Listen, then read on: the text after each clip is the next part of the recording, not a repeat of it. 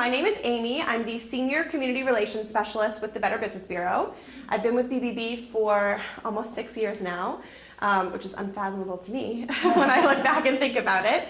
Our office is in Marlborough, Massachusetts, but we serve all of Eastern Mass, all of Maine, all of Vermont, and all of Rhode Island. So on any given day, I'm in any one of those states. This afternoon, I was in Franklin, Vermont, and I'm so glad I made it here because I did not have service on either of my cell phones, work or personal, or my GPS. So I just had to trust the double yellow line and sort of go with the flow. But I'm glad that I'm here. And I kind of joke that I have really good job security. It's just unfortunate as to the circumstances because there's really never going to be a shortage of these scams or these identity thieves that are out there trying to get a hold of our information. But as long as we're educating ourselves in a setting like this, we are far less likely to fall victim to something, even by just attending something like this, or just knowing that you want to attend something like this. Because it's the people that don't think that they need to hear it or don't think it's relevant to them that really end up falling into a bit of trouble when it comes to these scam tactics and these identity thieves that are out there. But before I jump into the scams, I would love to just mention a tiny bit about the Better Business Bureau and who we are, because I think a lot of people are familiar with us. You've heard the name BBB, and that's really because we've been around for 105 years. So we were founded in 1912, and we were founded back then on the basis of truth in advertising. Unfortunately, even then, you couldn't necessarily believe that the product you were about to purchase or the service you were about to pay for was going to do what the seller said it would. So we sort of became an advertisement regulator, and we would monitor the advertisements that went out, and we just made sure that they were 100% truthful 100% of the time. If there was an advertisement that said, take this magic elixir and you're cured overnight and you're cured for life, we really would tell consumers to take caution and probably not believe something like that. And so that's really why we began, but we've become much more than that naturally over the last 105 years. But as technology has evolved, we've evolved with it. And we developed a website called bbb.org, and on the handout we have our website, our email address, and our phone number, all in the top right-hand corner. And our website, bbb.org in particular, has over 5 million businesses that have been rated and reviewed. And what we really want consumers to know is that while you can still utilize us for all the things that you have been for years, contact us after you've had a problem with a product or a service or a business, file a complaint. We reach out to the business, we serve as the middleman, we facilitate the dialogue. We take phone calls like that and complaints every single day from consumers. But we want consumers to start utilizing us beforehand, before you make those decisions and purchase those products or sign those contracts. Those 5 million businesses are available 24 hours a day, 7 days a week, right at your fingertips on bbb.org. And of those 5 million businesses, there are about 420,000 that are accredited businesses, and those are just the ones that you'll notice have that BBB logo. Oh, there's in the back, much bigger. The BBB Torch of Trust. And those are just businesses that have taken it one step further beyond registering for a business profile with us, and they have applied for accreditation status. They want consumers to know right away that they are reliable, they're trustworthy, and if they have this symbol, it's mean that they've proven that they are reliable and they're credible and they're legitimate, first of all, and trustworthy and things of that nature. So, if consumers call us, if someone calls us and says, I'm looking for a roofer, we would never say choose this roofer over this roofer. We would always say, these are the facts we know about these roofers, and these are the facts we know about these. These businesses have complaints, these don't, or these businesses have complaints, but they've handled the issue, and this is how they've done it. You can see letter grades A through F for every business that is registered with a business profile. And we want consumers to know that it's not only about the negative, it's not only about the complaints, but come and write positive reviews about your experiences as well. And if you have an issue with a business, but it doesn't really qualify as a complaint to file, for example, you ordered a washing machine and they delivered a dryer, and this would be a complaint. You ordered a washing machine, they delivered a dryer, and they're refusing to come pick up the dryer and deliver your washing machine. That is a complaint. You file it through us. You want something that you paid for, and you want them to rectify a situation. That's a complaint. A negative review would be you ordered a washing machine, they delivered it, but you really didn't like the delivery person. You didn't like the way they spoke to you, they tracked dirt in your house and scuffed up your floor, something like that. That would be a negative review, and you can write that about any business that is registered or listed. And if it's not on bbb.org, if it's a business you've worked with that isn't there, because 5 million businesses is a lot, but it's not every business, contact us and we will generate a profile for them, and we will create it for the issue that you may have had, so that there may be other people that can come and see what sorts of experiences you've had, or write about their own experiences. And that goes for positive reviews as well. Beyond the 5 million businesses that we have on file, we have information on charity organizations. Unfortunately, nowadays, we should really be researching the charities just as much as we're researching businesses before we choose to do business with them. And there's just so much information that is out there that we just aren't aware of. We have something called the Wise Giving Alliance, and this is a new handout, and there's so much information on it. And the left blue column, the bottom, it says Wise Giving Alliance, give.org. You can visit that website directly, or you can visit bbb.org and visit our Wise Giving Alliance portion of the website. But that's a great direct link. And it has information on charity organizations, what sorts of questions to ask if you're thinking of donating, links to external sites to give you good, credible information. We've partnered in the past with charitynavigator.org, which is a website. It's kind of incredible how much information is on there. I believe it's a list of every single charity organization that exists. In alphabetical order, there's thousands of them, and it tells you how much the CEO makes, how much of every dollar goes to which portion of each charity. And it's just important to know that the information's out there, and that there are resources that are free. All BBB programs and services are free to the public, 24 hours a day, 7 days a week. But if you're not a computer person, you can call us. And we do have our number on here, like I mentioned. I recommend calling Monday through Friday between the hours of 9 to 3. You are guaranteed to speak to an information specialist. They cannot take lunch breaks together, so there's always someone there to answer the phone. So don't hesitate to reach out. And that goes for if you have a question about a business, a charity, or a scam, whether it's something that you've received in the mail, a phone call you've received that you're curious about, or if you think you may have fallen victim to a scam or an identity thief. Contact us and we can point you in the appropriate direction of who to contact to try to rectify the situation. We have something called a scam tracker, and that is right above that Wise Giving Alliance website. You can go directly to that website, whether you've fallen victim or not, and report what it is that you encountered, whether it was a phone call or an email or something. And we take all of that information via our scam tracker and we submit it to the Federal Trade Commission. So we are sharing information all the time with them, and the more information we can receive, the more information we can give to them, and the less likely it is that this can continue. It's never going to go away completely, because as technology keeps growing and evolving, these scammers are going to keep evolving with it, and especially the computer hackers. They're incredibly smart, and it's too bad they're using their talents for evil and not good. But as long as we're aware that that's what they're doing, that they're out there, and we're staying ahead of the game by educating ourselves in a setting like this, then we'll be okay on the other end of things.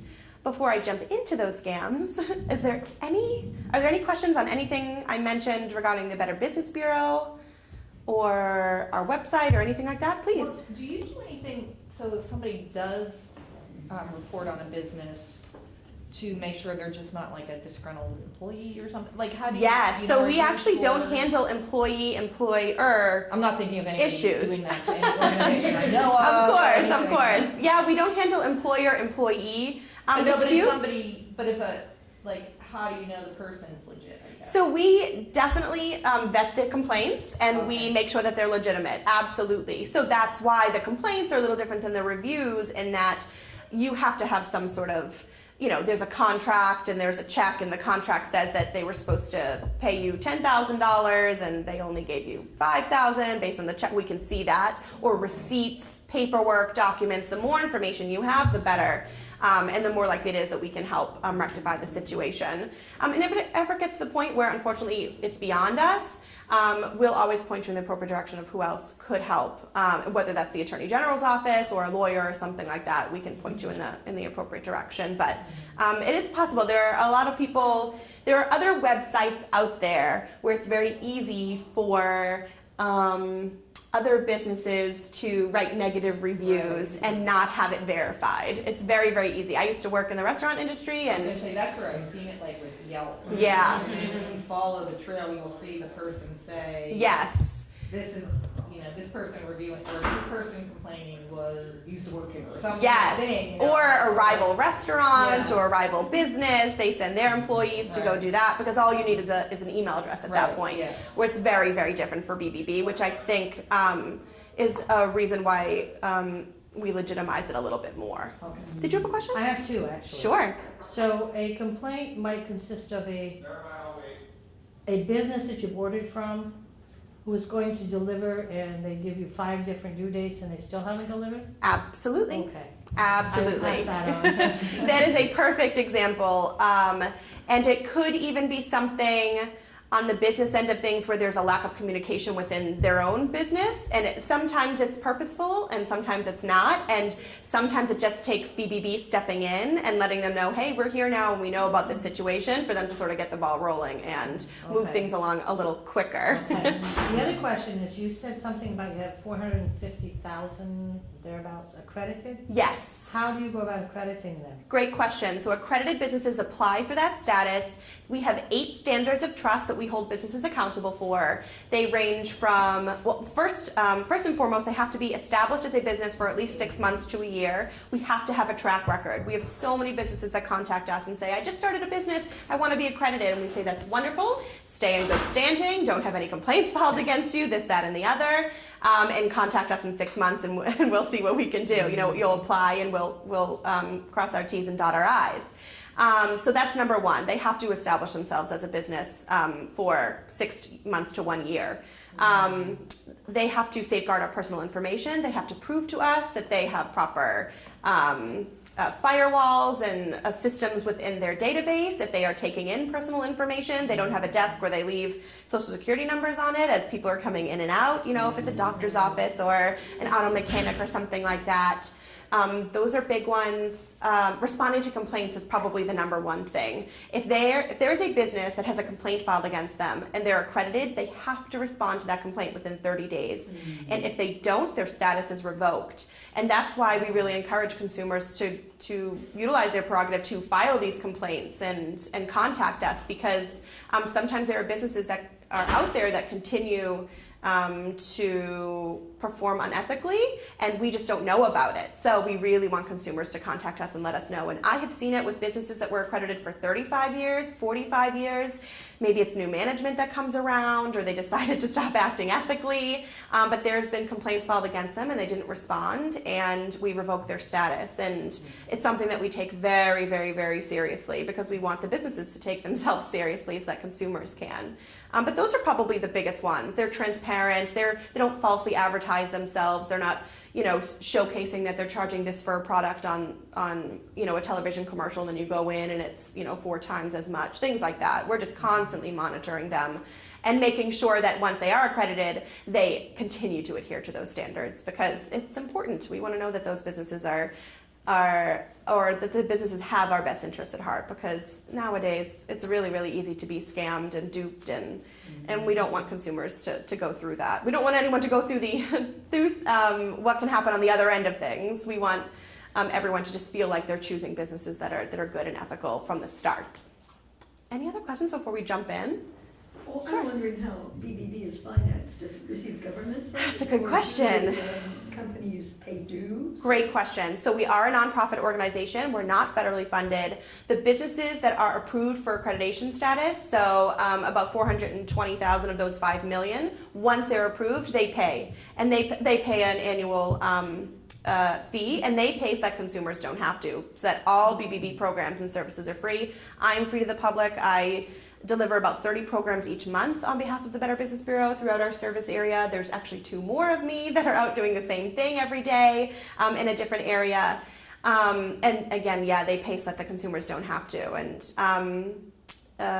it's pretty fantastic, because there really isn't any other resource that's out there. And although we're a nonprofit and not federally funded, we work very closely with government agencies. We work closely with the Federal Trade Commission, like I mentioned, the Consumer Affairs, the Office of Consumer Affairs, did I say? The IRS, yes, the IRS, the FBI, local police, state police. We're always sharing information, because we just want to make sure that we're putting out as much good, helpful, informative content as possible.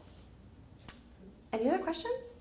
Well, don't hesitate. We're a small enough group. I tend to start with the phone scams because I just think that they're the most obnoxious out of all of them. And they're not necessarily the most dangerous. The computer scams that I can get into are certainly more dangerous, but the phone scams are so annoying. And it's tough because we really cannot predict if there will ever be a time where the phone calls will stop. And sometimes it feels kind of helpless because we feel like we're not in control at all. And in truth, I understand that. It does feel like there's so much that is not within our control when it comes to these scams and the identity thieves, but there actually is a lot that we can do. And it's possible that no one ever has to fall victim to a phone scam by just doing one of these two very basic things. And the first thing we recommend is if your phone is ringing and you look at your caller ID and it doesn't look 100% familiar, let the phone ring and let your answering machine pick it up. And this is for two reasons. The first reason is because if it's a scammer, they are very unlikely to leave you a voicemail. And if it's someone that needs you, they will. The doctor's office confirming an upcoming appointment or a relative that's looking for you. They'll leave you a message. You can call them back if you want, and you can call them back at the number that you know is really their phone number. So let it ring. It's annoying to hear the phone ring, but let it go. Because if we answer, what we do is we alert the person on the other end that it's an active working number. They now will continue to call you because they know they've reached a human by dialing that number. And they know that if you answer today at 1 o'clock, you might answer tomorrow at 1 o'clock, or 2:30, or 3, or 4. And not only will they continue to contact you, they will sell your information to more and more and more scammers. And that's why we're inundated, because at some point or another, to no fault of our own, we answered the phone and someone went check and started to continue to and put you on their Rolodex, and then they sold you to more and more and more scammers. There's a market out there for that. They can make more money the more information they get from you, but even just answering can end up being what the big headache in all of this is, which is the phone ringing. So try not to answer. The caller IDs that we have, they've been great for a while. We have them built into our cell phone. If our landlines have them, definitely still look at them, but they're not as reliable as they once were. And that's because there are these things out there called scrambling devices.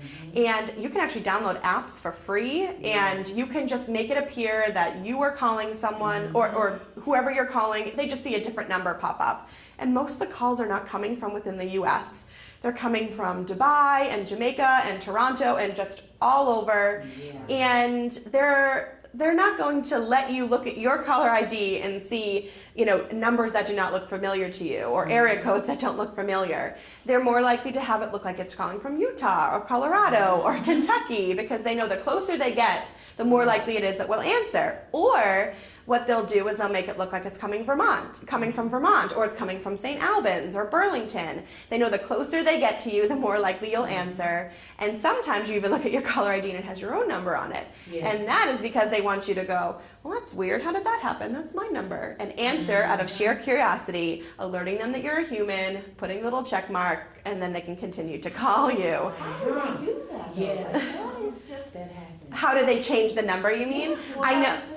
How does it read? Yeah, I it's... don't ever pick up my number. I don't pick up my number for the people I know. I know, me too. I always question. But if you have a husband that does. But when because I just recently read that, how the area code, how it used to be, you could, you'd see out of area or whatever, but now it's very easy. The technology is very simple. These apps that I've seen, I was actually at a conference not long ago in Boston, and I was on a panel, and someone next to me on the panel, in the time that he got up there, and we each had like 15 minutes, he asked someone in the audience for their phone number and the contact number of someone in their phone, and the number and the name. And it was this woman's husband, and he plugged it in. It took like 3 minutes, downloaded the app, plugged in her number, plugged in the other number, and it looked like it said her husband's name was calling her. And it was unbelievable to me. It was free. It was free because these scrambling devices you can buy, and maybe $75, maybe a few $100s, depending on how high tech it is, but it was a free app on your cell phone. It was just unbelievable, and that's just how easy it is. And that's the thing. I don't understand how the technology works, but I know it does. You know, and that's just one of those things where unfortunately we can't rely on the caller ID, which is why if you just don't answer, we're better off. And there are so many people that say, but I expect phone calls and this, and I get it. And if you are someone who has to answer, you can't fight that urge, you know, and you need to answer, that's okay too. Just know that, and you know, that tactic that we have been using for years, we can continue to. We don't have to give any information away in that first phone call. And what we should always do, and I do this, and I mean this 100% of the time, unless it's like my husband or my mother, and even then, you know, I decide if I want to call them back.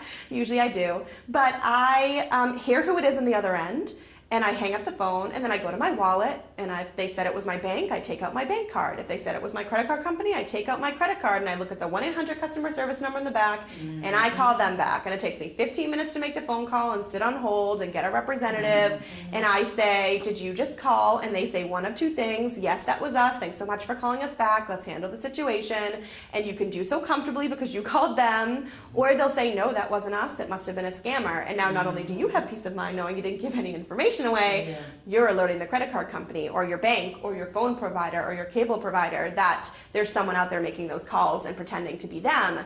And that's really how the scams work nowadays, because our phones have been ringing off the hook for decades, really. But they, for the most part, would be what I tend to call big red flag waving scams.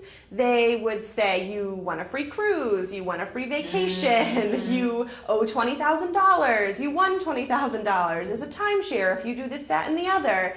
And, you know, we might think for a moment, oh, I love a free vacation. But we're going to take a step back and say, what are the chances this is real? Big red flags will go waving, and we're less likely to fall for something like that. It's so outlandish. How could I, you know, win a foreign lottery if I didn't, you know, submit my name for it or whatever? So because we've become so savvy, the scammers have as well. And what they do now is they call and they pretend to be representatives from legitimate businesses and organizations or charities. And they'll call and they'll pretend to be a representative from our bank, our credit card company, our phone provider, our cable provider, a charity. Maybe they'll say the name, Police department. the police department, the fire department, and they will pretend as though they're collecting funds. I will say this, the police department and the fire department, they will never call you directly. Sometimes they hire third-party organizations, administrative companies to call and solicit for donations. That company usually makes a large sum of what it is that you donate. So make sure you always say how much of what I donate is actually going to go to them. Sometimes it's like 80% goes to the administrative company that's calling, I know. And sometimes it's like, you know, 20% that goes to the actual police department or fire department. When that happens, you know, sometimes it strikes something in us and we say, you know what, I should give, or I'd like to donate, or what can I do? Hang up the phone, find the number for your police department, call them and say, if I wanted to make a donation, how could I make sure that 100% of it goes to you? And so much of this sounds like common sense, but when you're caught up in that moment, you just don't think about it. And the scammers bank, no pun intended, on the fact that we will not take the time to hang up the phone and find the right number and call them back, call the business back. And most of the time we don't. And that's as simple as it is. That's what we're doing. We're just acting quickly. We don't want to have to go sit on hold for 15 minutes and call our doctor's office back to confirm that that was them that called about a prescription or something. We want to handle the situation and move on because we have 1,000 things to do every single day. And that's really just something that we need to do more. We need to advocate for ourselves, hang up the phone in whatever fashion you like. You can do it nicely, you can tell them off, you can do whatever you want, but hang up, find the number that you know is associated with your business. Try not to stay on the line too long and sort of egg them on. There have been instances where people have answered falsely and sort of, you know, jokingly toyed with them and toyed with the answers a little bit, and they've upset the scammer so much that they've like called them 24 hours a day for an entire weekend, and then they have to change their home number. So the less we engage with them, the better, and the less likely it is that they'll continue to contact us. But unfortunately, the calls really won't stop, and it's really hard to track down on them because, again, they're not coming from within the U.S. I believe the FBI that just did a conference, and they said that it took them 3 years to find one identity thief who was traveling from country to country to country, and they couldn't find him. And the phones are like one-time calls. If you ever tried to call one back, it's a busy signal, or it says this is out of order, or this number is disconnected or discontinued, or whatever it means. It just beeps at you. And they're just savvy, and they're taking these phones, they're using them for a half a day, and they're tossing them. you know. And that IRS phone scam, has anyone received that? Did you get it? Me, No? but my grandmother. Yeah? And I think she ended up giving out her statements and stuff, her bank stuff. Oh no. Yeah, and She then did. she had the phone scam, another one, where they took her credit card information and changed her phone number. She was with AT&T, and she had no clue. And her phone was disconnected for 2 months, and she called AT&T, and she Wow. asked what was going on, and they said, "Well, you're no longer our customer. You have another carrier now." Wow. And they didn't even know who she had. So they figured out a way, the scammer figured out a Yeah. way to manipulate the information Yeah. they had to make sure that they could use maybe her number and her, wow. Yeah, they did. When they tried to call the place back, they Wow. didn't get nobody. The phone Well, was yeah. disconnected. Wow, and it's amazing too because there's so much information online. And you said your grandmother. Mm-hmm. You know, even if we are not online specifically, it doesn't mean that our information isn't online or on the internet. You know, everyone's name, address, phone number, mother's maiden name, Yes, everything. you know, date of birth and siblings and high school you went to. There's so much information online, and we're not always sort of going about our daily business thinking about those kinds of things. So when we get phone calls, we don't realize how much information they may already have on us from, you know, the computer or Ancestry.com or something. Not a scammy website, but people use it to collect information and make it very personal. Most of the calls that come in are not personal. They are at random. Your phone call number 732 out of 2,000 of the day, and that's sort of how it works. Every once in a while, if they can get a little bit of information, in this instance, if they could get your bank account information, of course, things like that, then they can make it very personal. And there are also people who say, nobody wants my information, I don't have any money. And I just think, well, I wish it was like that. No one would come after me, but that's not what they want. They want your identity, and they want your social security number, and they want to be able to take passports out in your name or open up lines of credit. And what they'll do is they'll change phone numbers, or they'll change billing addresses and things like that, so that you stop receiving your statements. And by the time you realize it, a month and a half later, you know, it's a little bit too late, and already that information has been piling up, and your credit has probably been hurt a little bit. But continue to monitor your accounts. That's really the best thing that we can do. It used to be that we could look in our wallet, and if our card was missing, we'd say, oh no, I must have lost my credit card. Someone might be using it. We can have all of our ducks in a row, and everything can be lined up, and we can have every card in our wallet, and someone can still have the front and back information of our credit cards or our debit cards. And it's just that easy. You could be in line at the grocery store, and someone behind you could snap a quick picture. It could be a cashier. Did that happen to you? Okay. Oh no. We was living in Michigan. We travel a lot. Okay. And I had went to Walmart. I had honestly had $1.10 in my account. Yeah. And I knew that I had $1.10. And in Michigan, you don't pay tax on water. So I needed some water really, really, really bad. Yeah. So I was wondering why these people was looking at me. Didn't know they was calling 911. So yeah, I got escorted over to the bank. Thank God my bank was over there. It was Fifth Third Bank. And I had to call my husband with all this. I just gave birth to the little one. One of them, I don't know which one it was. Oh my gosh. And I had to bring my passport, all of my identification, which I did have, but they wanted something else. What was it? So they thought your card that you were My using debit was the card. stolen one. What happened was somebody went to Spain, and it's a debit card. Notice I said a debit card. They turned the card into a credit card. They went to Spain, got a hotel, bought food and everything, and it was over $70,000. And I literally had to close my bank with Fifth Third Bank because I didn't like them. I never had a bank where if they say your credit is good, you know, they'll loan you this and all of that. Yeah. I just never did like stuff like That's that. a And lot of money. I made a point to them, and I told them I do not want no overdraft protection. I don't want no check-ins account. If I don't have the money, let it deny. Yeah. And next thing I know, oh my God, this was like Wow. embarrassing. Wow. I had to get him up there. Wow, because we Yeah. tell people to do that. Put It's crazy. limits on your cards, you know, say I will never spend over $100 a day, and if I ever do, I'm going to call you first and say I'm buying a new laptop, I'm getting a new cell phone, it's gonna cost this much, I'll be at this store at this time. Because otherwise, if you have a limit of $20,000, it's possible that someone could swipe that information.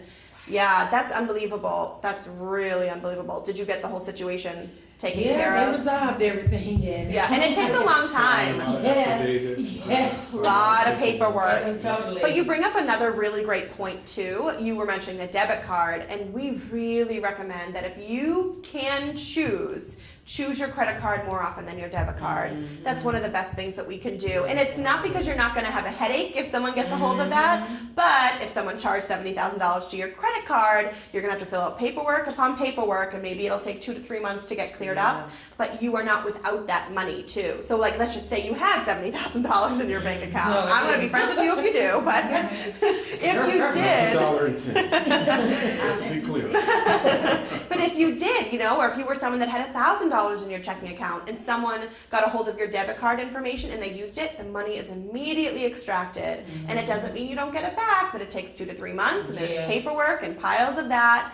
And if it was the credit card, again, all that same paperwork, but you're not without it. Yeah. And it's just one extra step that I would rather take every month, to use my credit card and have to pay that bill at the end of the month and monitor more closely, my spending patterns, than use the debit card, because it's easier, And the thing is, there are these skimming devices that are out there, and did that happen to you? Was it a gas station? Do you know? Okay, it happened many a times, okay? Yes, many. Okay, this one just happened recently. It was on Mother's Day in California. Okay. Me and my husband, we just got back off of a cruise, a 7-day cruise, came home, relaxing, everything, the phone just blowing straight up. And it was Chase calling. Somebody had took over, Chase Bank, yeah. your Chase Bank, they had took about, I don't know how much money out of our checking It account. was 3 separate withdrawals of $400. Yeah. So it was $1,200. Yeah. Oh, wow. And I told him, because this happened to me, I don't know how many times. I was in Buffalo, New York, where he's from, and I went to this not to the ATM, I went to the gas station, and something just kept telling me, don't do it, don't do it. Oh. I put my debit card in there. Somebody came behind me, they had a thing off in there, Yeah. came behind me, and they pumped more gas. And this is with Bank of America, and they called me and asked me, did you know that you pumped 2 cards of gas? Yeah, that's what they it call. totaled up to over like $100 and some. And I was like, wait a minute, no, I only pumped like 30 something. Yeah, I only have a tank that fills so much. And that happened. And then we was in Alabama, and we just used one of the major credit cards, and it was Gander Mountain. We used the credit card with Gander Mountain, and both of us had it, and either one of us, we went somewhere. I have no idea where we went. But I can tell you, I went to Wally World to go buy some food. It's not a Walmart. And I went to Walmart to buy some groceries. And it was only like $30-some.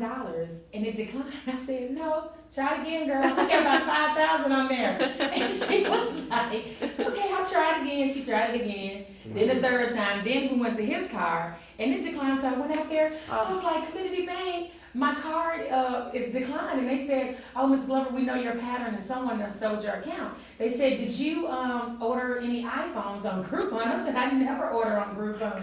And they said, yeah, that's why we locked it out.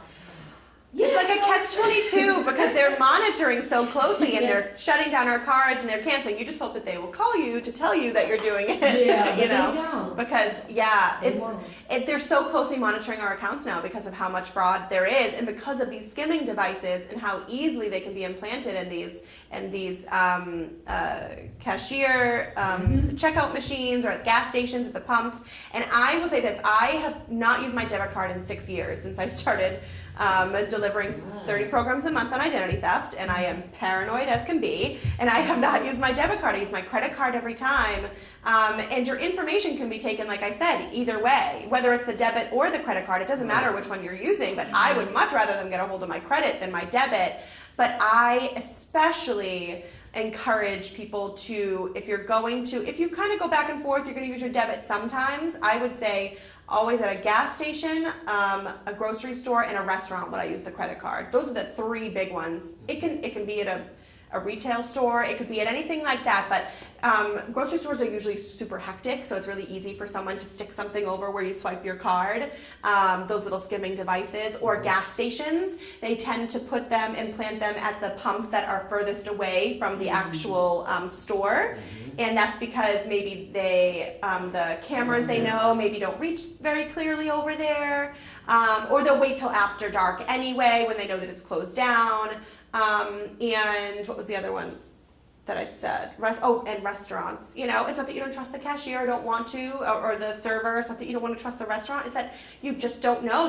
They're walking away with your card. Yeah. Right. And I used to work at a restaurant, and the hostess stand and where the servers would swipe the cards with the receipts was right, the waiting area was right between the two. So there were lots of people just standing there, and it's not that it necessarily had to be a server. It could have been someone walking by, snapping a picture within a half of a second.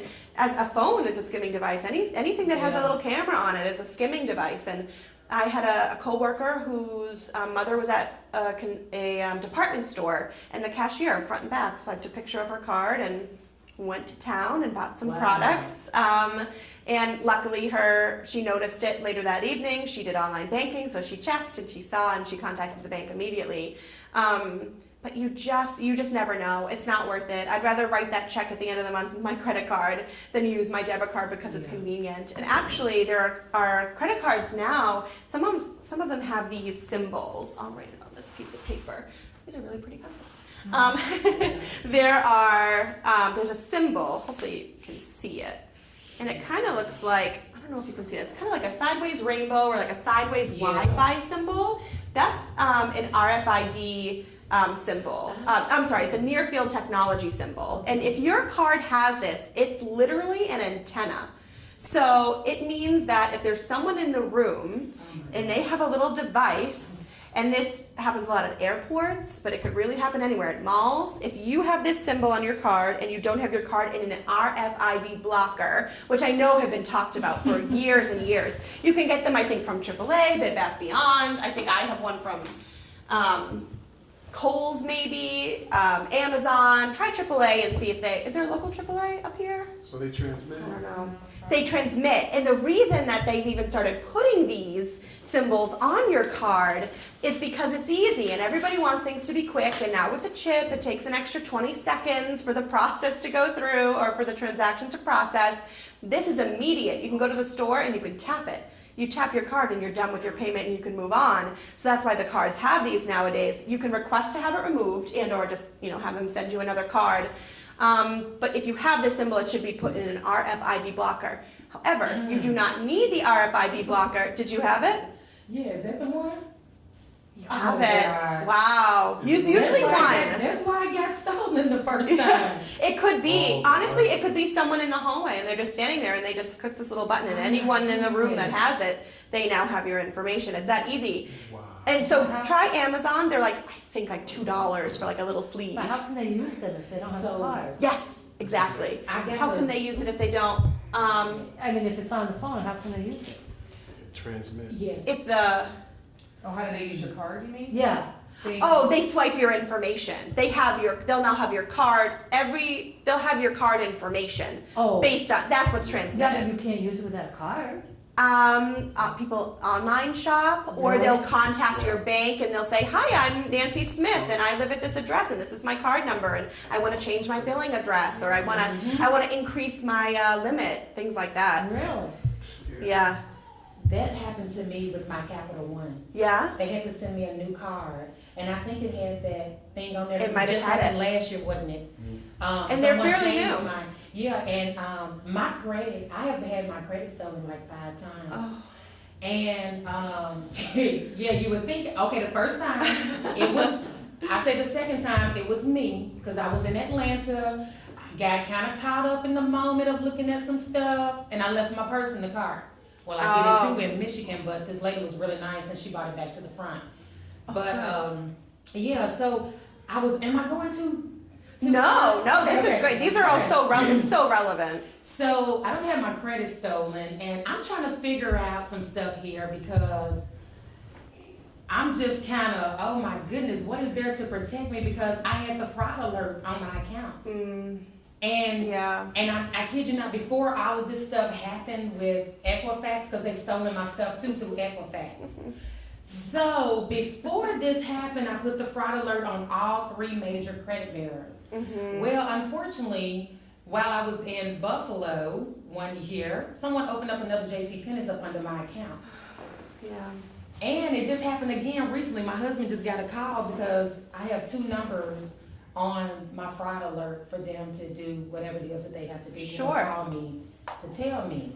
So finally, the first time they ever called me from the fraud department. So my husband thought it was a joke, so he hung up. So I said, well, give me the number and I'm gonna call it. So I called and they said, this is the fraud department of JCPenney's. They literally said, and they said, and I told them who I was. I said, my name is, I just said my first name, Alice. Yeah. They said, okay, we're gonna have to verify. We see your phone number. We just gotta verify who you are. We gotta ask you 3, questions and stuff. Okay. Then that's when they told me that it was another one. And then when I, oh my goodness, before all of that, I found out I had like 6 things on my credit. 2 of them I Wow. can probably slide with because they was inquiries, but it brought my score down. Mm-hmm. And the other ones, oh my goodness. And then the next thing, I'm just trying to figure out. Yeah, what if to do, 'cause I put up you had all the fence. proper precautions in place, which is why it's Yeah. so strange that it still happened. Yeah. It seems very bizarre to me that you would have those fraud alerts. Were they definitely put through, like it was confirmed? I would say next time, put the fraud alerts on, or do a credit They're freeze on. maybe, See, and make sure that they send you something in writing. Say, I want something in writing that says that my accounts are frozen or and that something. I did. I told You did? all 3 Good. of them, yeah. Good. And then now I just found out, oh my God, I just found out on Monday that my kid's Social Security has been stolen. Mm. And I'm like, oh my God, and I don't know, I just sometimes think, y'all just forgive me. But sometimes I just think that when you a child, a newborn baby, you shouldn't even get a Social Security number if you can't get credit. Yeah. Until you turn 18 You years know, old. children under the age of 18, I think it's that they're like 55% more likely to have their identity stolen. And that's because they know, these scammers know that their parents or they are not likely to check. Why would we have to check the credit score or of our child?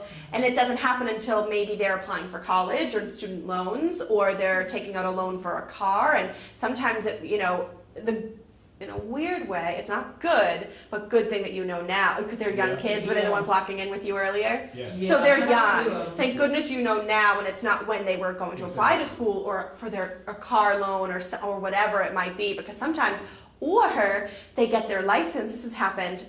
People have it's their first day on the road. They just got their license. They're on the road. And they're pulled over, and they have 6 DUIs under their name Yeah. because people have been using their identity for years and years and years, and they're pulled over on their first day. And it's something that we're really advocating for parents to do. Check your child's social security number, or their credit, and their social security number. Make sure that it's intact. Okay, I got one more thing to ask you. Sure.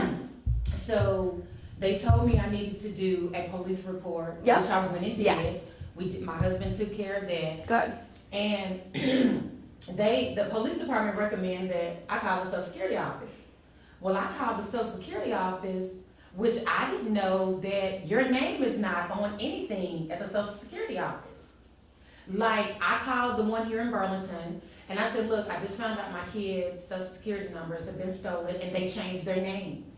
They do not go with Christopher Glover. They got somebody else's see. name up under their social. Mm. So the Social Security office told me, and I almost literally just broke down crying because I was like, are you kidding me? Y'all don't keep the names from the birth? And she said, no, we don't do any of that. All we have is your number. You come in with your driver license and all of that stuff, and we go and apply for you a new Social Security card.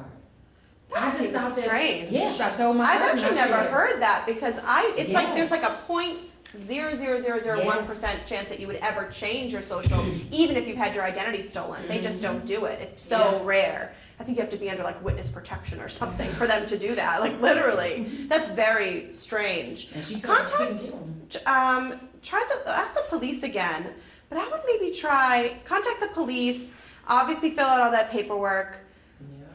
You just got to keep on to it's Oh, it's a headache. when your identity is stolen, let alone if it's a child or something. I mean, it's hours. I think they said it's like 350 hours of your own time. Yeah. to rectify an identity theft issue.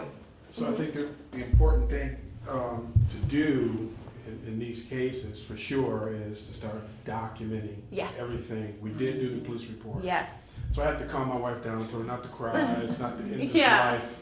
So we did go to the police precinct, Yeah. filed a police report for both of my sons, and we got a case number from them. Yes. Okay, and then we took the case number, our identification, Yeah. made copies of everything, and then we forwarded it to the credit bureau. Good. Equifax, TransUnion, and so forth. Mm-hmm. And we hold on to that information. Yeah. So now we have the police report. Mm-hmm. We have that report forwarded to the credit bureaus Yep. and our official complaint that is on there. Good. So they can move forward with that. Yeah, and Yeah, it's a so- little bit of a waiting game, or a bit of waiting game. Yeah. But if you have done everything that you know that you can do, Yeah. that's unfortunately that's really all you can do at Yeah. that point. And just hold on to that paperwork, Yeah, make sure it's so- safe, make yeah. sure it's not in the car with the door unlocked. That's right, window down. But yeah, I guess it's exactly. really good to keep it, because this is their second time getting their stuff stolen, because they just had a breach like some years ago with Blue Cross Blue Shield. Mhm. And they had to send us a letter out telling us that the FBI was looking into it, and they said that Mhm. the credit was gonna be monitored for a year. And I wish I Yeah. could learn from that. Keep on. To just You know, continue to So, monitor. you know what I'm saying? It's really one of the only things that we can do. Yeah. And, we tell people, if you do online banking, just check as often as you can. Make sure that you're on a secure Wi-Fi in your own home. You're not using public Wi-Fi. Check every day. I check at the end of every day. Several times a day. Yeah, I check at the end of every day, and I just make sure that everything, if there's any transactions, I actually made those transactions. And if I didn't, I contact my bank or credit card company immediately. That's another issue. Sometimes we'll see it and we won't act quick enough, or we'll wait a few months, or we don't notice it for 6 months, and then that's really when the issue is. So continue to monitor, even your paper statements too. I just want to say one last thing. I promise. Sure, that's okay. You know, back to my Second grandmother, Sure. back to my grandmother and my family. Yeah. They're like living in the old age. Yes. Even like the ones that are my age, they don't Like know. no computers Yeah, and- they just they don't know how. My husband know how they are. My mom, everybody's so illiterate on things, and my aunt, she had somebody to charge over $1,000 or something dollars on her credit card. She paid it herself. She paid it. Yeah. And I tried telling her, you're not responsible for that, but she didn't understand. Right. And then my grandmother, I think, with one of her other She credit was cards, afraid to yeah, she was dispute it. afraid. Yeah, that happens a lot. It happens a lot. And sometimes we don't notice it because we're not monitoring. Most of the time, these scammers aren't scamming people out of $1,000 each. It's much more lucrative, and forgive me if I've already said this, it's the second program of the day, and I know I said this earlier. It's much more lucrative for them to scam 5,000 people out of $1 each than one person out of $5,000. Did I say that? Yeah, that's right. Did I say Yeah. Okay, Until no one good. noticed. But I have Yeah. done, like those, for the library, we have a credit card, and I remember catching like a really small charge. Small. Yeah. And it was the same sort of thing. I was like, oh, do I really call them over this? Like, Yeah, But and that's you what I do. kept thinking. Is like, well, what if they keep doing three?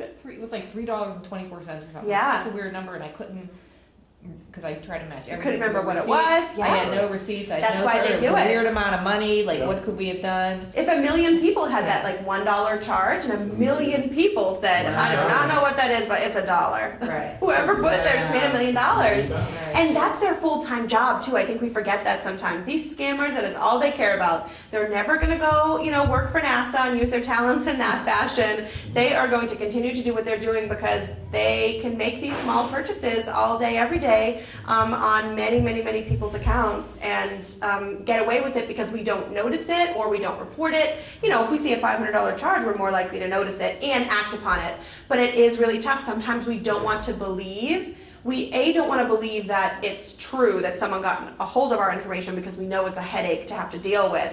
And two, we might notice it and believe it, but we're embarrassed that it's there, but we cannot feel that way. We have to act as quick as possible and really contact the bank and the credit card companies immediately and let them know. Let them put the fraud alerts on. Let them put those spending limits, those limits on your accounts, and have to call them when you're going to travel and say, I'm going to be traveling here, please don't shut off my card. And because on one hand it's annoying when it happens, but on the other hand I would much rather have them turn off my card if I'm traveling to, let's say, Florida, than, you know, somebody else be traveling to Florida and it not be me and then them use it. Right. So there's just sort of, there's so many catch-22s when it comes to all this fraud that's going on. Mhm. What is the fraud alert though? Is that something you can do or only your bank?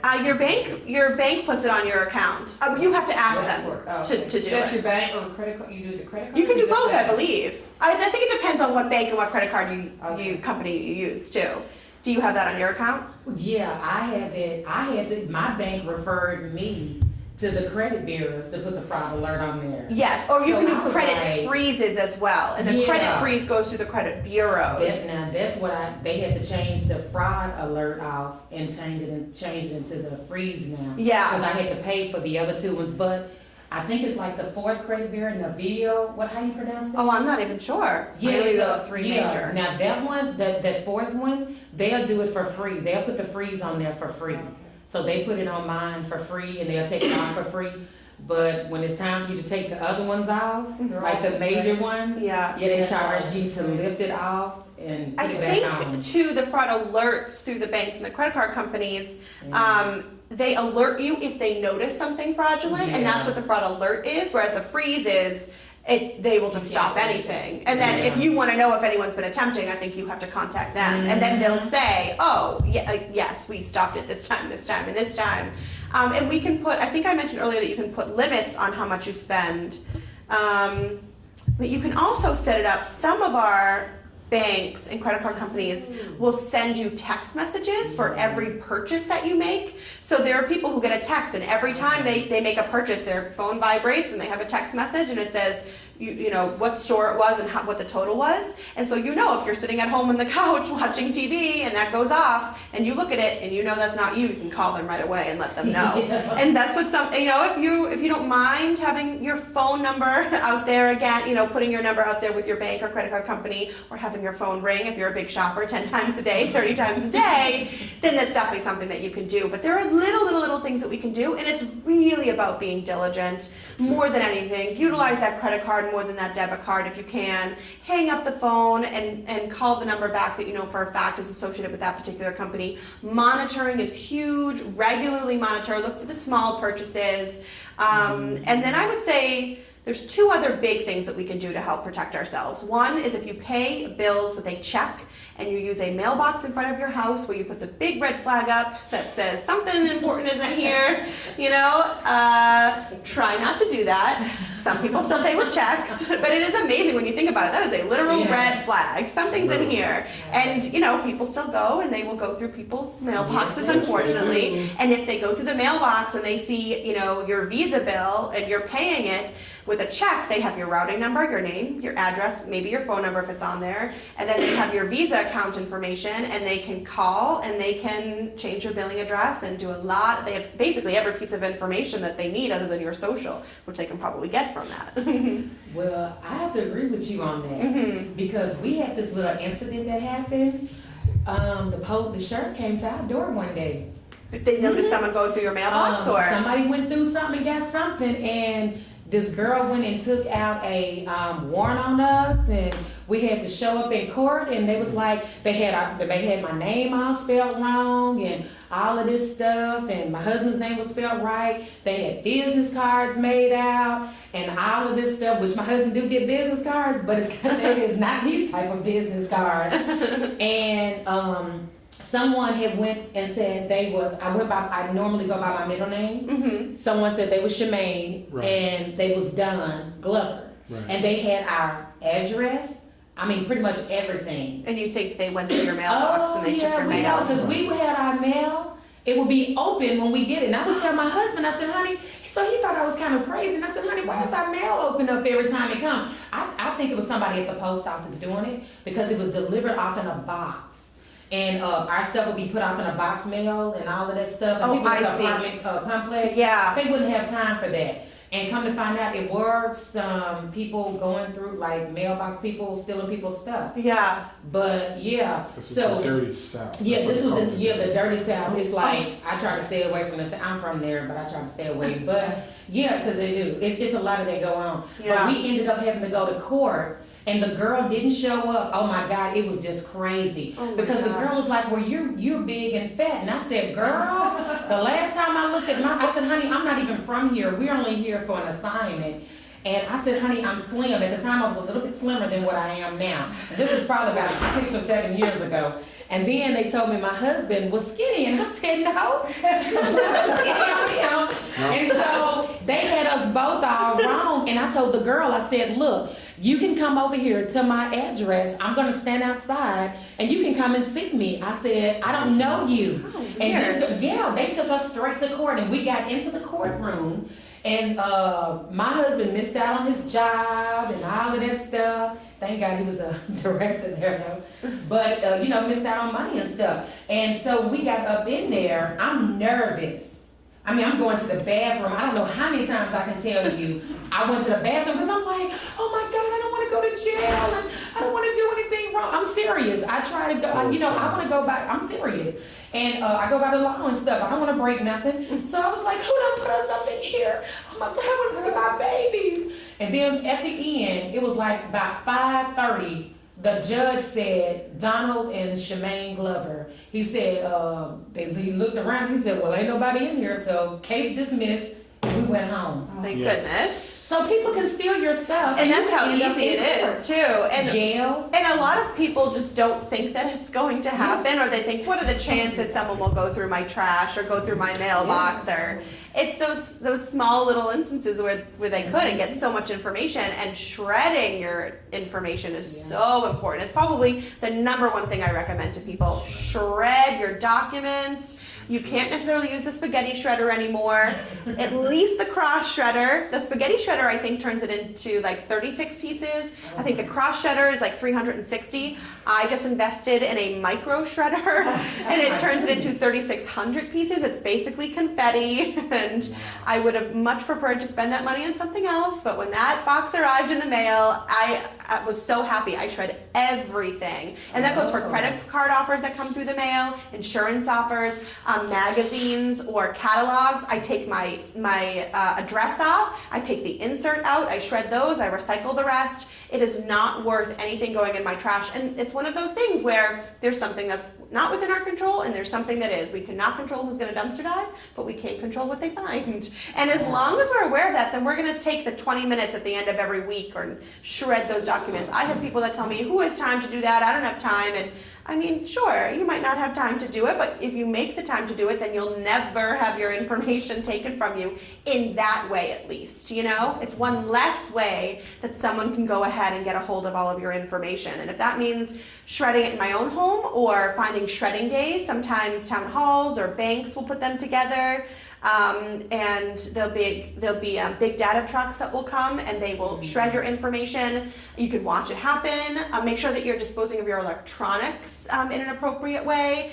Even if we wipe everything off of our phones or computers and tablets and things like that, there's something else internal that needs to be done. I don't know what it is. I'm not tech savvy, but wipe it off and wipe everything off yourself. But also bring it to these big data privacy events as well, and pass off your electronics to a legitimate company. Make sure, do your due diligence, make sure that they're real. And then you can rest assured that if it's a bank that's put it together, or sometimes libraries put it together, senior centers, things like that, then they're going to take the precautions to make sure they hire a legitimate company. And more often than not, you can watch them destroy it in front of you, which is why people like it. There are stores out there that you can bring your paper to. I had like 16 pounds of paper, and I brought it to like a Kinko's, and they charged me like $4.25.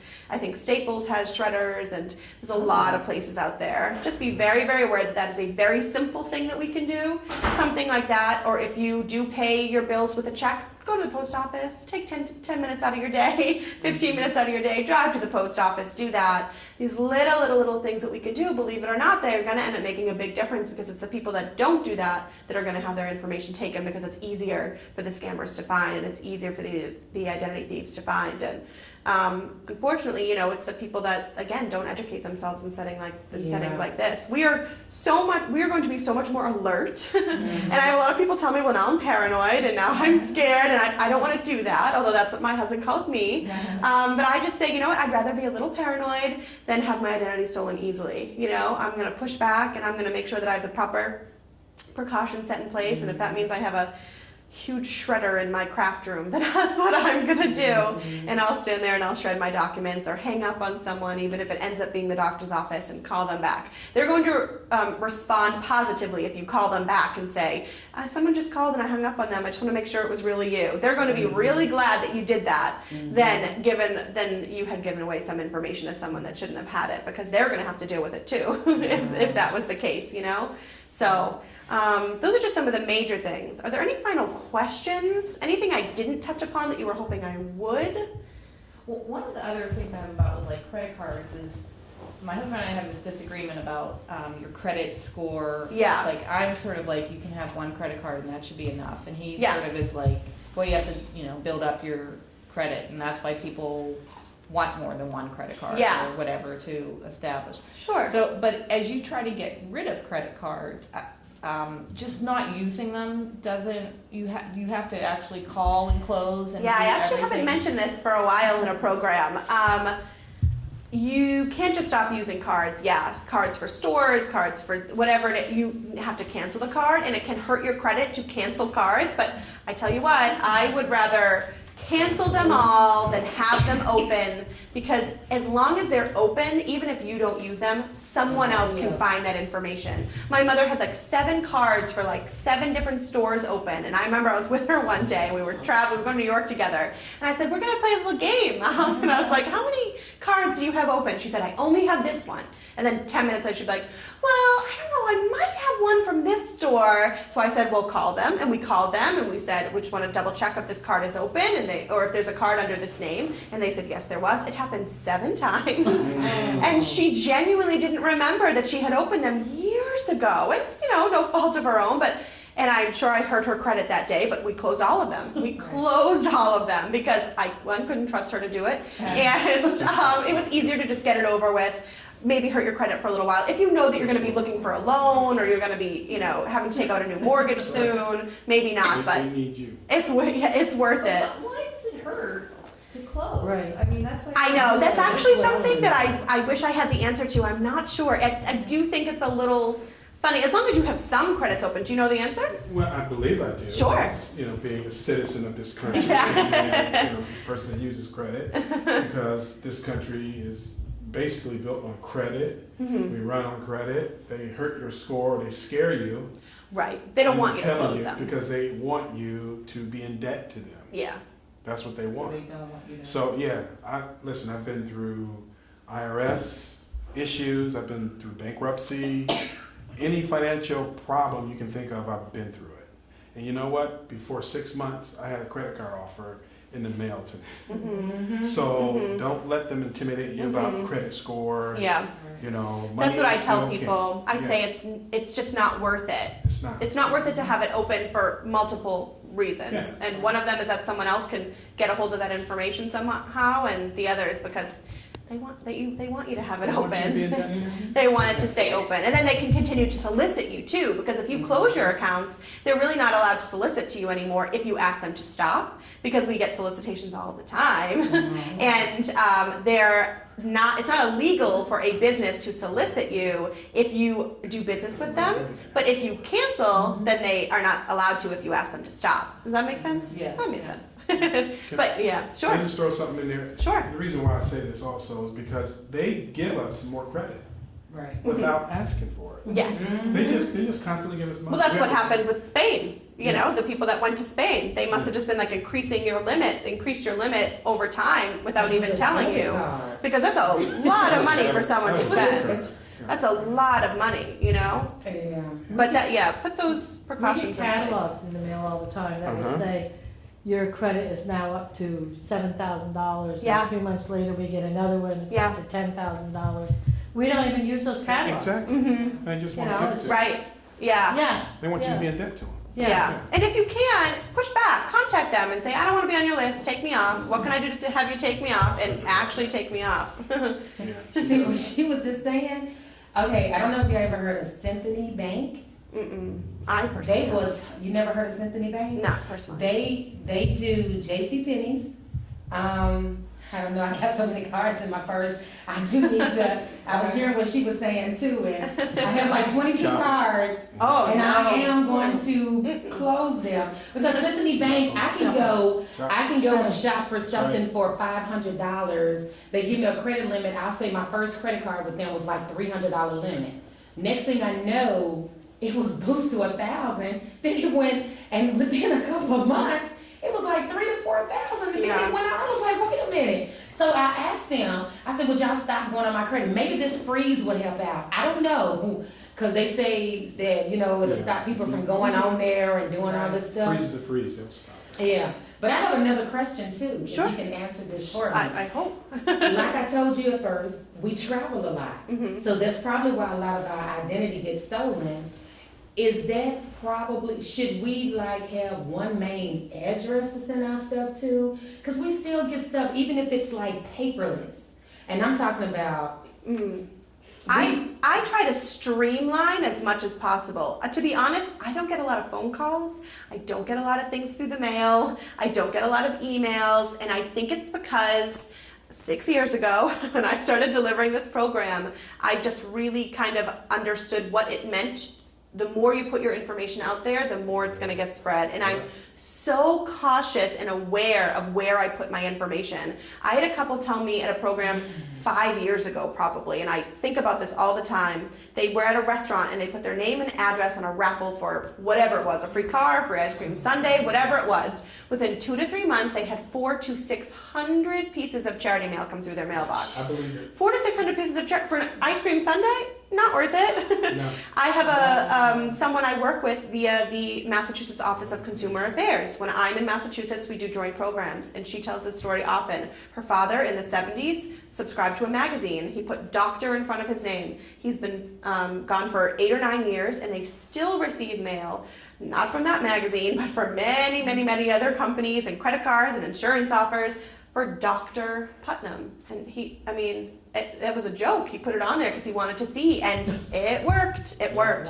So I am just incredibly cautious. I also know that the less I put my information out there, the less I have to worry about, and the more streamlined I can be. There are some people who can have 22 credit cards, or 7, or 3 credit cards. I know I want 1 credit card, I want this, and this is how I'm going to monitor it. Because the more that's out there, the more time it takes out of our day, too. I don't want to have to be thinking about 17 cards or 5% back every 6 months if I do this, that, and the other. Sure. For me, that is not worth the peace of mind of knowing that I have not distributed my information. And it's not that I don't trust the person I'm speaking to, or the store, or the corporation. It's that I just don't know where else that information is going to go. Sometimes I go to buy a tube of lipstick or half a gallon of milk at a convenience store, and they say, what's your zip code, or what's your phone number, or what's your email address. It happened to me yesterday, a kind of a conglomerate. I was there and they said, what's your phone number? And I said, oh, do I have to give that to you? And she actually said yes at first. She said, yeah, we use it to send you offers and da-da-da, but we don't really bother you that much. And I was like, oh, okay, but I don't have to give it to you. And she was like, it was like unfathomable to her that I didn't want to give her my phone number. And What's she gonna do, not check you out? I know, and there was a moment where I thought, can I really not leave here if I don't give you my phone number, like with my products?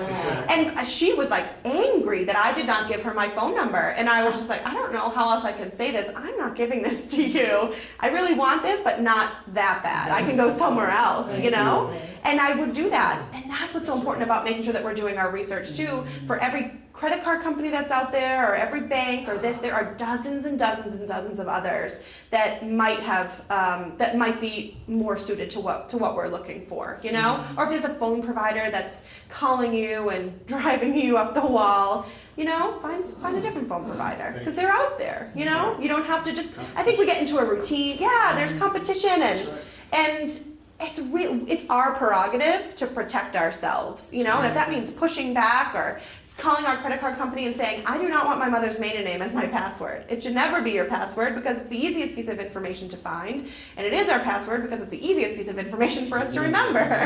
So push back and say, can we set another question in place so that when I call, you can identify me in another way? And they might push back a little, but more often than not, they're going to say absolutely. Or my cable provider, I just purchased my first home with my husband not long ago, and I was setting up our cable, and they wanted my social. And I said, I'm absolutely not giving you that. And they said, well, we can't give you cable. And I said, that's not true. And I was on the phone for like an hour and a half. I spoke to like 7 different people.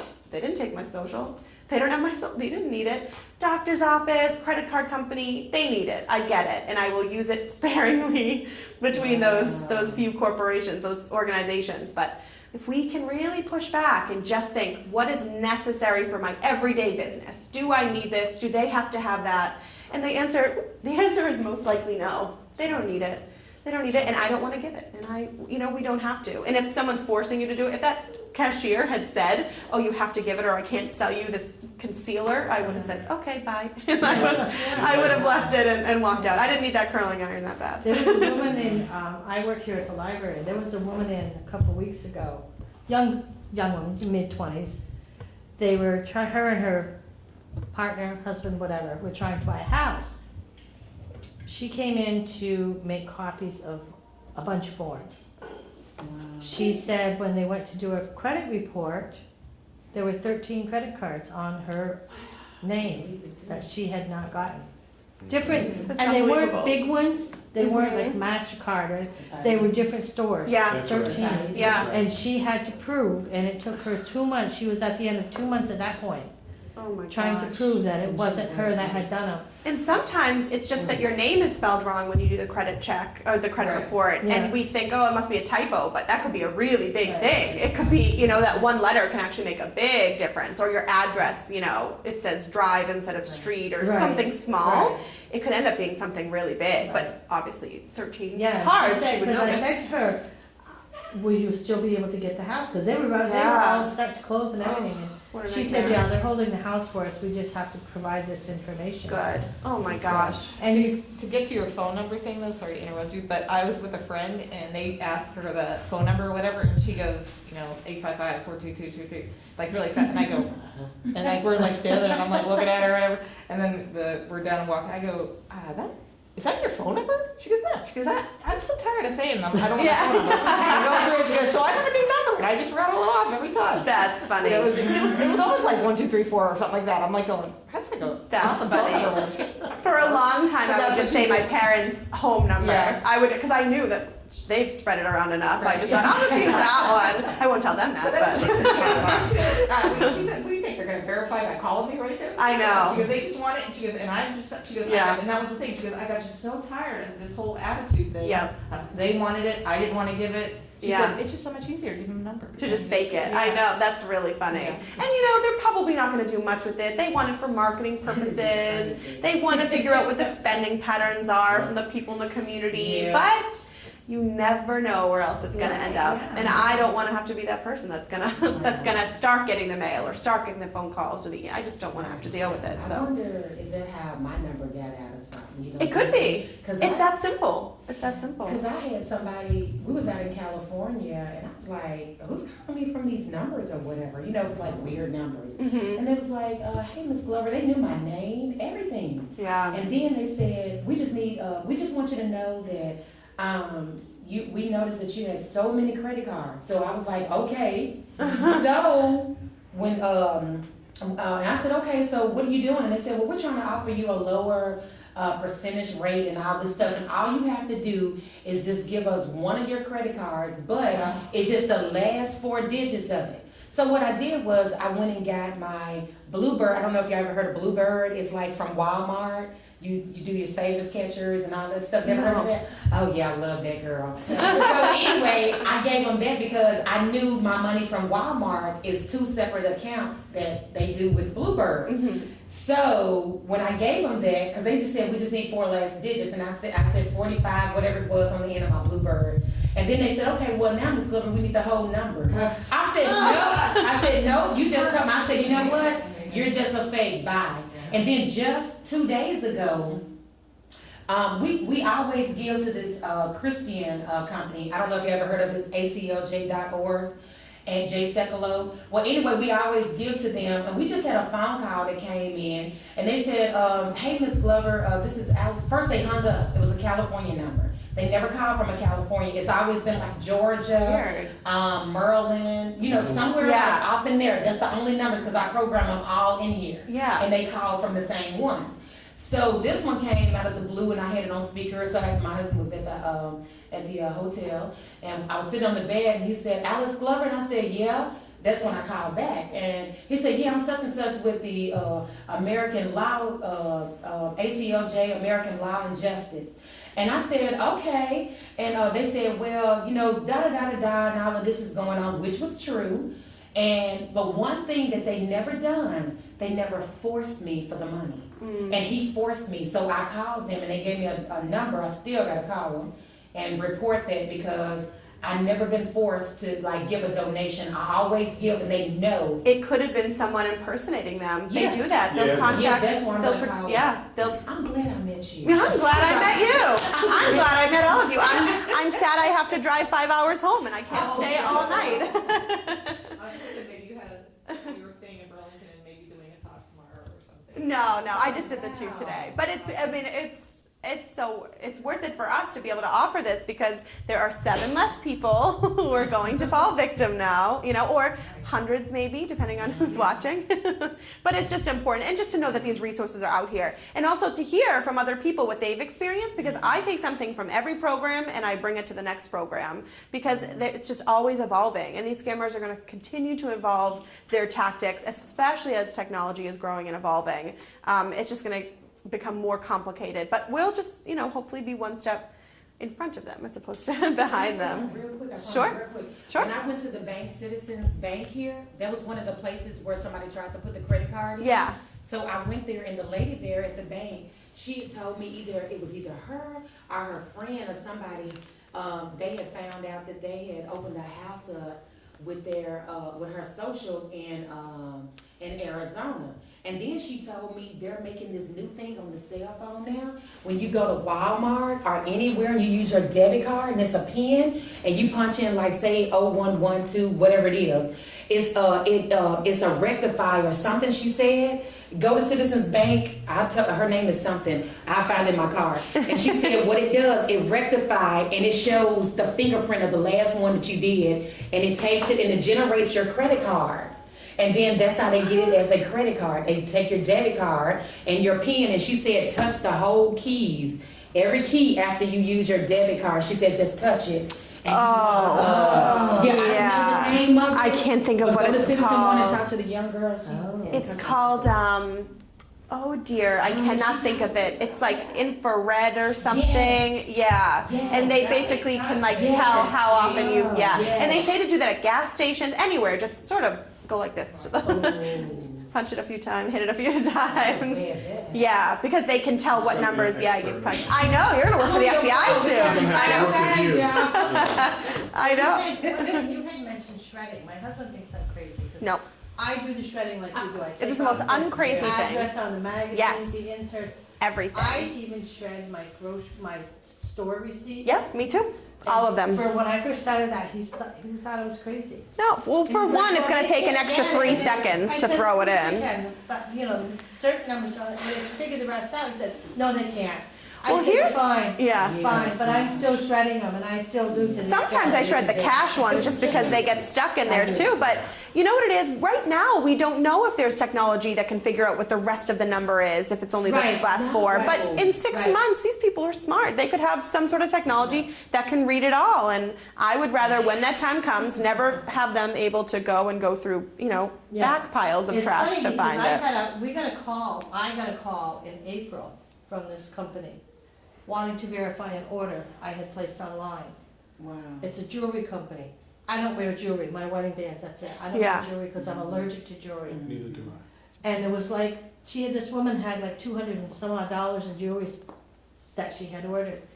And they were calling to verify that it was me that had ordered it and the address I was sending it to, because my address was different than the address it was going to. And I said, I never heard of this woman. In fact, she lives like 60 miles away. Weird. And she said, Was it a real company? oh yeah. Oh, it was real. Yeah. Wow. And I said, no, I said, I didn't order anything. I said, I don't wear jewelry. Yeah. And they said, well, what would you like us to do? I said, cancel the damn order. Yeah, yeah. You know? Good thing it was something that you don't do and not something that you are familiar with, you know, or like a charity you donate to and you're like, oh, yeah. you, And I said, 'cause I yeah. said to my husband, I never ordered from there. He was talking about it, and I said, I never ordered from there. I don't Yeah. wear jewelry. Strange. And they called and wanted to verify to send the order there, and I said, no, absolutely not. Wow. Go ahead and charge her, Yeah. but don't send the order, but you're Yeah. not charging me because And I they'll don't- try anything too, you know, Yeah. that could be legitimate. It could be a scammer trying to just get more information. Maybe. But on Monday, these scammers are going to call you and offer you a better interest rate on your credit card. And on Tuesday, they're going to say that they're the IRS. And on Wednesday, Yeah. they're going to say they're a charity. And on Thursday, and every day, it's the same person calling you. They're just going to keep trying something new and hope that maybe you do wear jewelry that day, Yeah. that, you know, or you do want a better interest rate. Wow. Well, thank you all so much. I really appreciate it.